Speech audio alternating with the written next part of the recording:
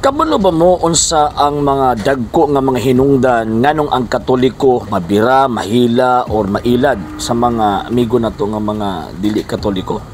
Pinaka number one ka ng walay ka bang kaagan sa pagtuong Katolika.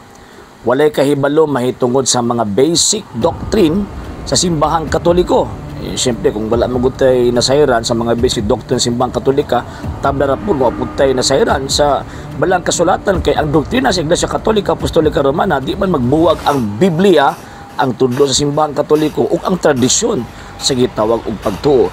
So kung wala kitay nasayran mahitungod ni ining mga butanga, kini mga basic teachings or basic catechism sa simbahang Katoliko, dali ra jud kang mabira. And secondly, ang dali kang mabira tungod kay nakikaligot-got, nakikahiubos, nakikalagot sa mga namunuan. Ilabi na kanibit lang sa mga particular nga mga leaders sa ato ang gitog lugar nga imong nahiubsan. So sakyan din na sa mga di Katoliko, pagkahuman kuhaon ng imong emosyon, after nga makuha ang imong emosyon, tudlo-tudloan dayon ka sa ilahang gitawag og mga hiwi nga mga teachings, then pagkaugma di na ka Katoliko.